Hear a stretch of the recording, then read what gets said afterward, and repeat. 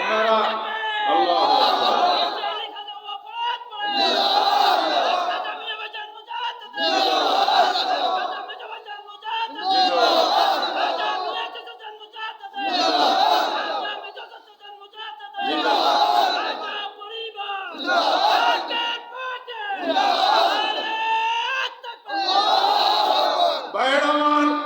আসল ইতিহাসকে চাপা দেওয়া হয়েছে।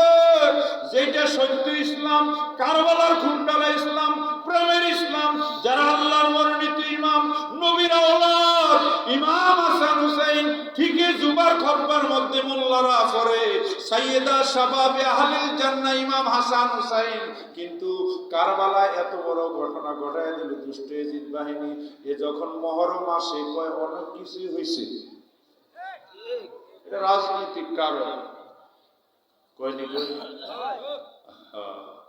এটা তো চাপা দেওয়া হয়েছে। এটা তো একটা চক্রান্ত, ডুপ্লিকেট ইয়াজিদের ইসলামকে প্রতিষ্ঠিত করার জন্য জান দিয়ে ফেলায়।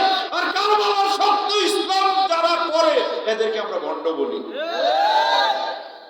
কারবালায় নবীর আওলাদ গিনিয়ে হযরত আলী রাদিয়াল্লাহু তাআলা কে মারলো, কুফা মসজিদে ফজরের নামাজের সময় শহীদ করলো। ইমাম হুসাইন রাদিয়াল্লাহু তাআলাকে বিষ পান কইরা মারলো। হাসান রাদিয়াল্লাহু তাআলা হাসান রাদিয়াল্লাহু বিষ পান করে মারলো। হুসাইন রাদিয়াল্লাহু পরিবার পরিজন সহ তাদেরকে কারবালায় নিয়ে একে একে জবাই করলো।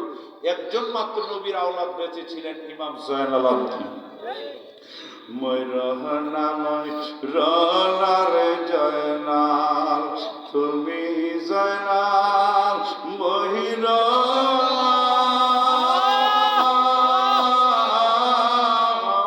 তুমি জয়নাল মহিরা গেলে নবীর বংশ থাকবে না।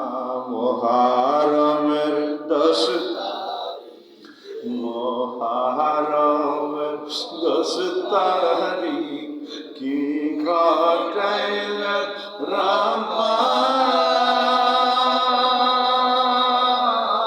কলিজা ফাটিয়া যায় গো বলিতে তার ঘর।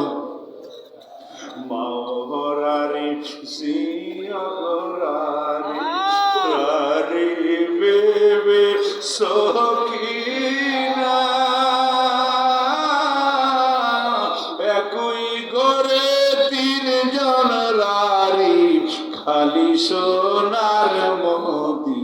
মুহররম 10 তারিখ কি ঘটাইলেন রাব্বানা, হরে কি ঘটাইলেন রাব্বানা, কলিজা ফাটিয়া যায় গো বলিতে তার ঘট।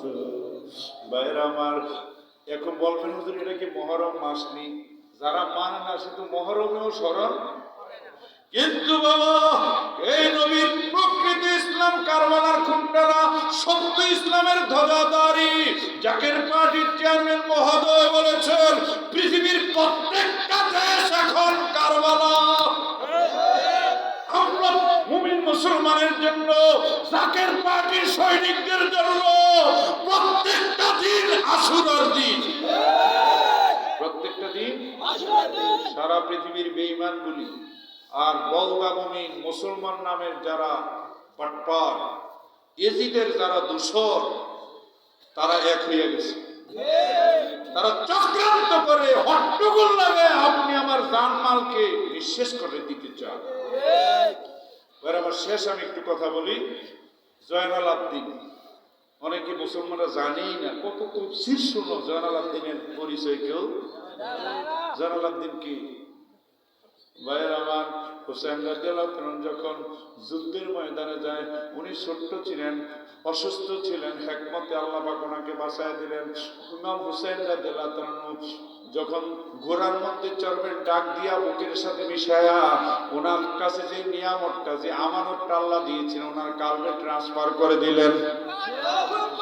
আমার মোবাইলে যদি 100 ওয়াজ থাকে, ব্লুটুথ ফাংশনে দেয়া প্রসেসিং করলে মুহূর্তের মধ্যে 100 ওয়াজ আপনার মোবাইলে চলে যায়। তা আধ্যাত্মিক নিয়ামতটা সিনা দিয়া আসে, সিনা বসিনা এই পাওয়ারটা ট্রান্সফার করে দিলেন, আরো সহজ করে দিই।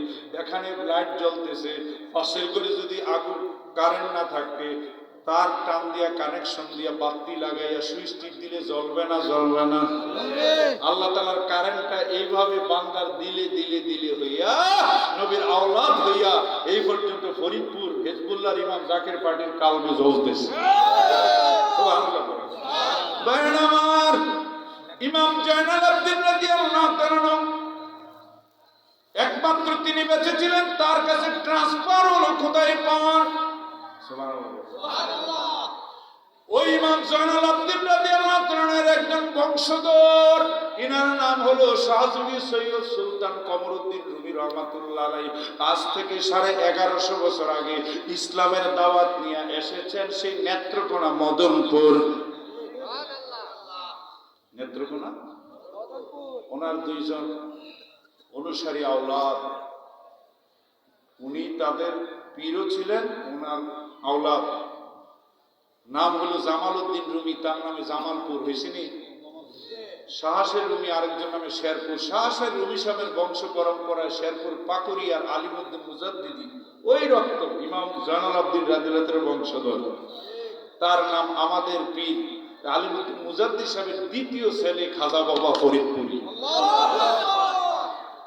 কানেকশনটা ওখান থেকে আসছে। খাজা এনায়েতপুরি যখন ওই মাওলানা হেদায়েতুল ইসলাম সাহেব ওয়াজটা করছিলেন, মাওলানা এই খাজা এনায়েতপুরি যখন পাকুড়িয়া গিয়েছিলেন ফালকি নিয়া, যেখানে যে ফালকিটা নামছিল সেখানে 70 হাত একটা খেজুর গাছ এখনো আছে। ওখানে যাইয়া দেখলেন রাস্তার মধ্যে আমার পীর ছোট্ট আলিমউদ্দিন সাহেবের ছেলেরা খেলাধুলা করতেছে, এর মধ্যে খাজা ফরিদপুরি ওনার আরেক ভাই আলতাফ হোসেন সাহেব হুজুর কেবলাজানকে ডাক দিলেন, খাজা এনায়েতপুরি, হে মদিনার বালক এদিকে আসো।